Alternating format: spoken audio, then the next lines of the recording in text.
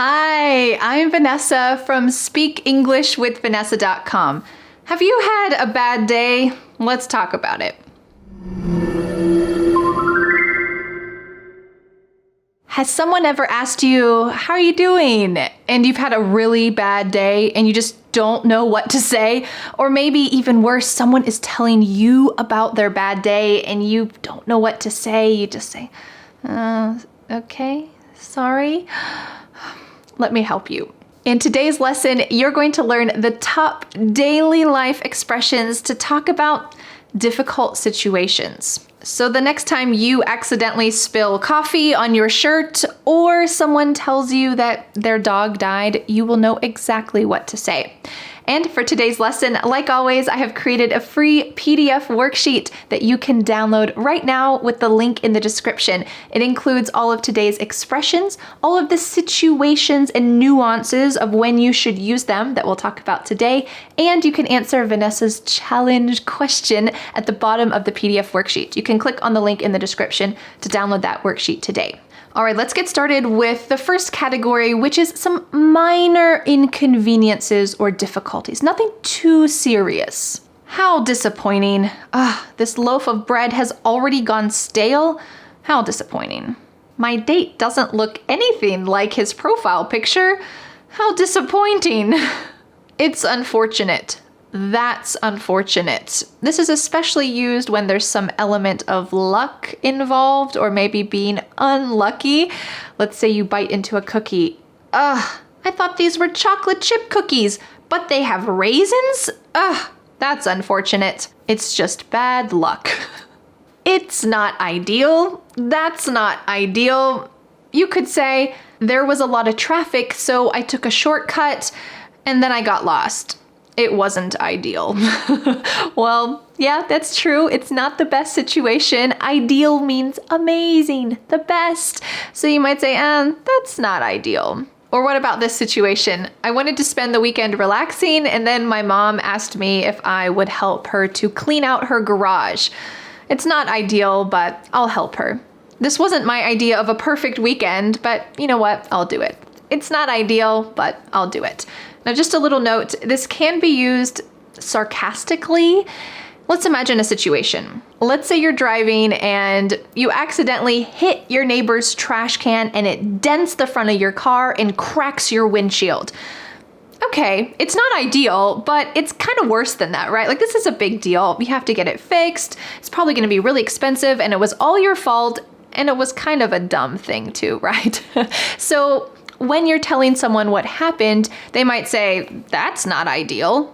This is very sarcastic because of course it's not ideal. This is so obvious, right? That's not ideal. Notice the tone of my voice, the look on my face. I'm saying it in a sarcastic way. I'm saying, yeah, that was a bad thing that happened, but I'm going to say it a little sarcastically. Yeah, that's not ideal. You shouldn't have done that. That was kind of dumb. So it can be used sarcastically too. So just pay attention to someone's tone of voice. It's discouraging. That's discouraging. My date said he would call me, but it's been 2 weeks. It's discouraging. This is the 10th date that hasn't called me back. It's discouraging. This is especially true if you are hoping for something good and then, it's so discouraging. Or if you bought some lottery tickets and you were hoping that you would win and you hear them call the winning lottery numbers and they're not yours, so you could say, that's so discouraging. I buy lottery tickets every day and I still haven't won. Maybe it's a sign that you shouldn't buy lottery tickets. Well, personal choice. The next set of 3 words is very casual. Don't use this in the workplace, but in other situations, it's fine. You could say, nuts, crap, dang it. Has this ever happened to you? You thought you were putting sugar in your food. Maybe it's your tea or your coffee or even a cake that you're making. And then you look and say, crap, it's salt.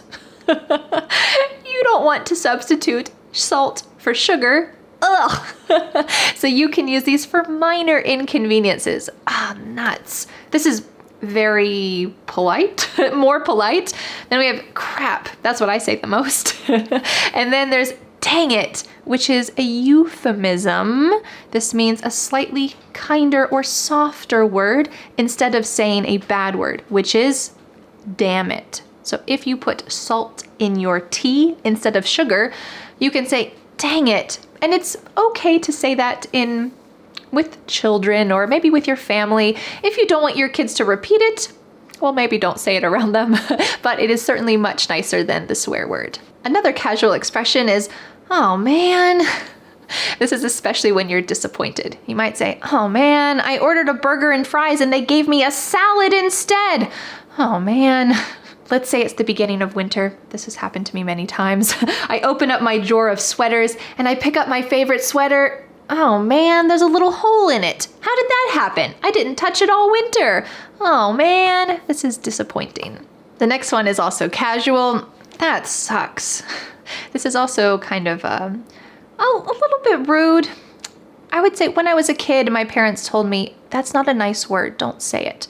But as an adult, people use it pretty flippantly. That means casually and comfortably all the time. So I would say avoid it at work, but with friends or with family, it's okay. If you're a kid, it's not really that great, but if you're an adult, it's fine. Let's imagine that you're watching your favorite football team in the championship and they lose. You say, my favorite team lost. That sucks. You're disappointed. You could also use this to potentially comfort someone. So if your friend is hoping to get a promotion, you could say, I'm sorry you didn't get the promotion you wanted. That sucks. I hope you get it next time. So it seems like it could be used for really shallow situations, your team losing, maybe that's very serious for you, or for more serious situations to express care and empathy. Oh man, that sucks. I'm sorry. It's a bummer. That's a bummer. I use this one a lot. Let's say you want to go to the beach and it's raining. That's a bummer. You booked this trip. You were so excited and now it's going to rain all week. Sorry, that's a bummer. The next one is a fun one. Oh, come on, seriously? You can use this when you are annoyed and frustrated. Let's imagine you might say, come on, seriously? I break down in the middle of nowhere and then it starts to rain and I'm late for my job interview. Come on, seriously? You are questioning the motives of the universe. Come on, seriously? I would recommend not saying this to other people and only saying this to yourself, because if you said this to someone else, let's imagine that your coworker spills coffee on her white shirt and it's messy all day. You wouldn't want to say to her, come on, seriously? Because you would be telling her, you are such a clumsy person. Why do you do that? It's quite negative. You're telling the other person you're a bad person. That's not so nice, but you can say it to yourself. Come on, seriously. Why did this happen to me? Come on, seriously. Another fun one is, you gotta be kidding me. You gotta be kidding me. They fired you because your classes were too fun? You gotta be kidding me. This might or might not have happened to me. You gotta be kidding me. Or what about this situation? She broke up with you because she said her cat didn't like you? You gotta be kidding me. Can you see in all of these situations, you are shocked. You are outraged. You gotta be kidding me. This is a phrase that you can say to someone else if you want to share their shock. So if your friend says, yeah, he broke up with me because he said his cat didn't like me, you can reply, you gotta be kidding me. That's the most shallow reason to break up with someone. What was he thinking? You gotta be kidding me.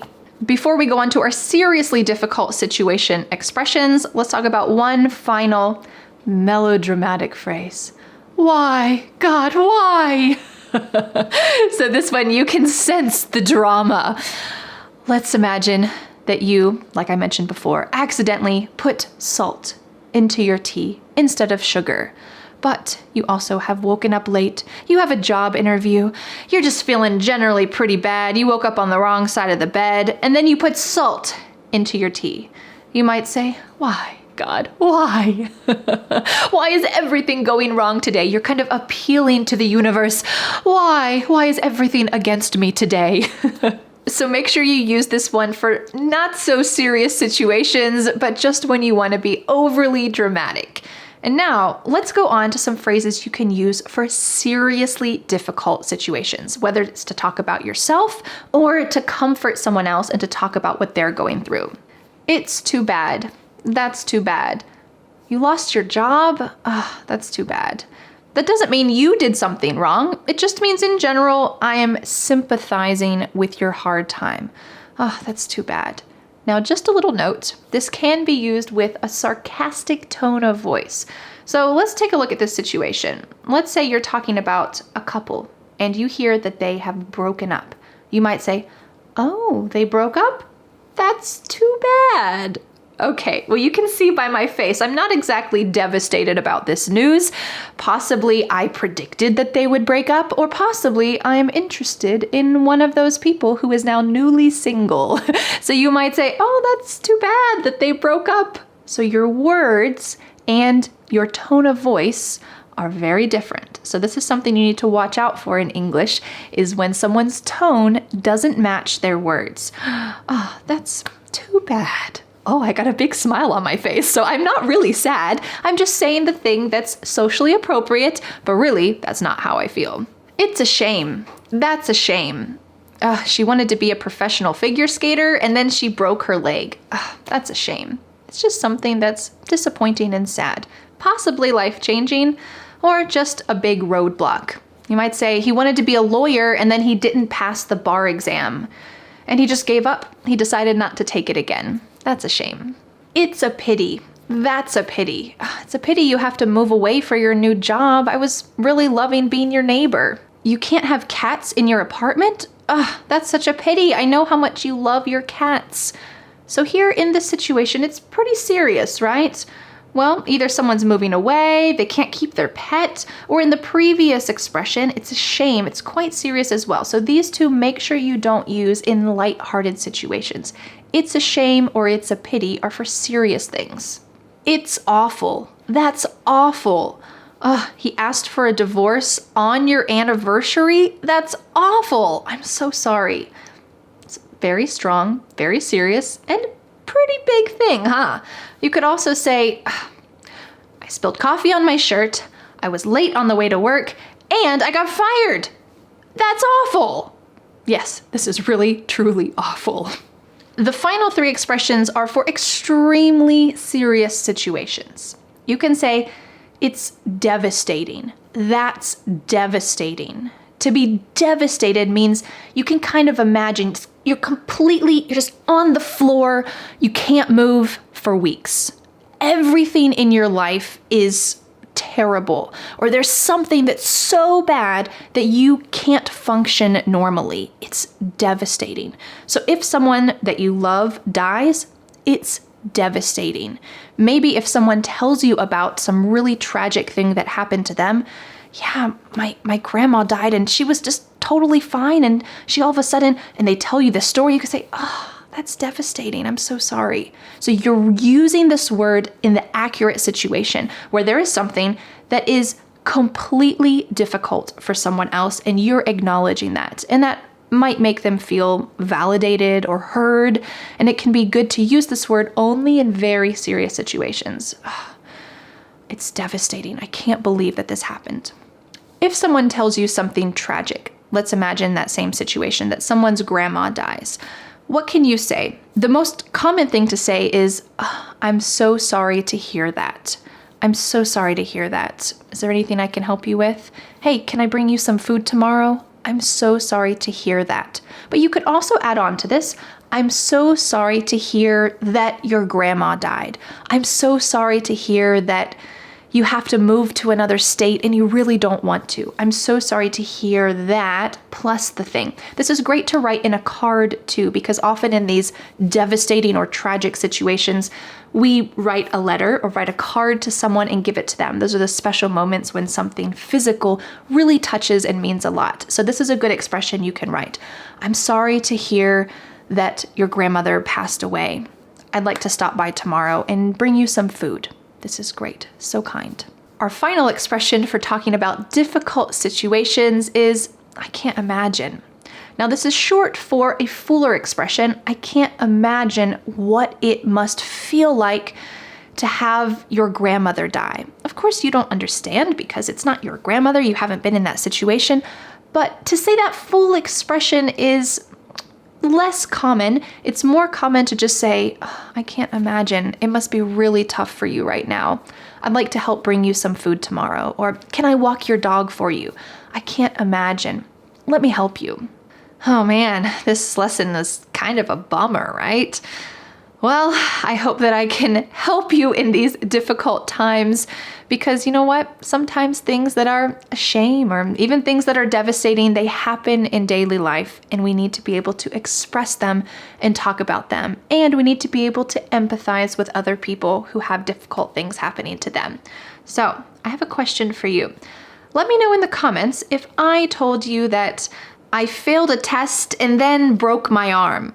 What would you say to me? Which one of these expressions would you use to empathize with my difficult situation? Well, don't forget to download today's free PDF with all of these bummer expressions, but quite useful and necessary. Make sure you download the free PDF worksheet so that you can accurately use these in daily life and you can see all of the sample sentences and answer Vanessa's challenge question at the bottom of the worksheet. There's a link in the description. You can click that to download the worksheet today.